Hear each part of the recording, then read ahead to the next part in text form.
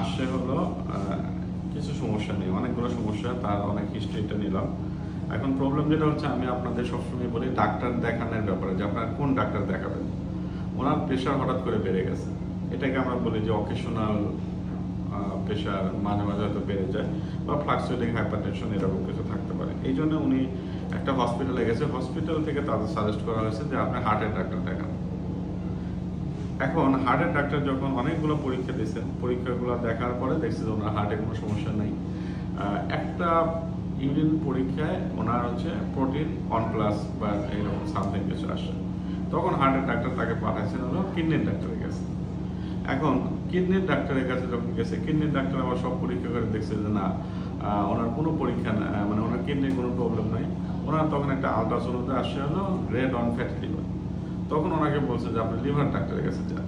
তখন উনি লিভার ডাক্তারের কাছে আসে এবং উনি অনেক কিছু বুঝে সুঝে আমার কাছে আসছে। এখন আমি আপনাদের কাছে কেন এই ভিডিওটা করতেছি, এটা হচ্ছে এই কারণে যে এই যে মানে বাংলাদেশের আপনি দেখছেন what is the referral system.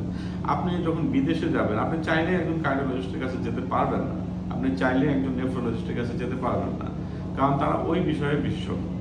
একজন নর্মাল এরকম মানে হঠাৎ করে প্রেশার বেড়ে গেছে এরকম একজন রোগী কার কাছে যাবে বলেন তো?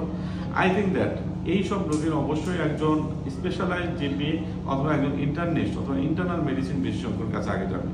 কারণ উনি যখন এই রিপোর্টগুলো দেখতে পারতেন, উনি কিন্তু এনাফ এই প্রত্যেকটা জিনিস সলভ করার জন্য, উনি ওনার ফ্লাকচুয়েটিং হাইপারটেনশনের কজ সলভ করার জন্য এনাফ। উনি ওনার এই যে প্রোটিন ইউরিয়া 1+, এটা ইউরিয়ার জন্য হতে পারে, নর্মালিও হতে পারে, এটা যে আসলে কোনো ব্যাপার না, এটা যে কিডনির জন্য কোনো সমস্যা না। একজন ইন্টারনিস্টের কাছে গেলে উনি কিন্তু কিডনির ডাক্তারের কাছে পাঠাতো না, ওনার কিন্তু এতগুলো টাকা খরচ হতো না। তারপরে এই যে গ্রেড 1 ফ্যাটি লিভার, এটাও কিন্তু বাংলাদেশে বিভিন্ন কারণে গ্রেড 1 ফ্যাটি লিভার হয়, সেটা নিয়ে আমার অনেক ভিডিও আছে, আপনারা চাইলে দেখতে পারেন।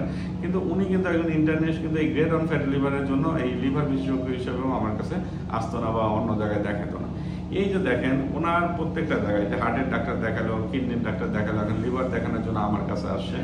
এই যে তিনটা জায়গায়, একটা জায়গায়ও ওনার দৌড়াতে হতো না, উনি যদি একজন ভালো ইন্টারনিস্ট বা ইন্টারনাল মেডিসিন স্পেশালিস্টকে দেখাতে পারতো। এবং পরবর্তীতে সে যদি মনে করতো যে না, তার এখন নেফ্রোলজিস্টের কাছে যাওয়া দরকার বা আদার যাওয়ার কথা, তখন কিন্তু তার কাছে যেত। যেরকম আমি এখন ওনাকে কিন্তু তেমন কোনো টেস্টই করাবো না, বলতে আসলে কোনো টেস্ট করাবো না ওনাকে। আমি অন্যের রিপোর্টগুলো দেখে আমি ওনাকে একটা প্রপার ট্রিটমেন্ট এখন আমি দিয়ে দেবো। কিন্তু এই যে এতগুলো টাকা খরচ করলো, অথবা উনি যদি আমার কাছে না আসে অন্য একজন ডাক্তারের কাছে যাইতেন, একজন লিভার, সে কিন্তু লিভারের এক গাদা পরীক্ষা করাতেন, উনি আরও কিন্তু ফিনান্সিয়ালি ক্ষতিগ্রস্ত হতেন। তো আমার কথা হচ্ছে যে আপনারা কোন ডাক্তার দেখাবেন এবং বাংলাদেশের হেলথ সিস্টেমটা আসলে কীরকম হওয়া উচিত, এই ছোটোখাটো ব্যাপারও হয়ে কি আসলে এই সুপার স্পেশালিটি বা সাব স্পেশালিস্টের কাছে যাওয়া উচিত কিনা, অথবা সঠিক রেফারেল সিস্টেমটা থাকা উচিত কিনা, অথবা একজন মানে আমরা একটা লেভেলের একটা ভালো ডাক্তারকে আমরা সমাজে ছাড়তে পারি না, যে একটা লেভেলে এই মানে ইভ্যালুয়েশন করতে পারবে।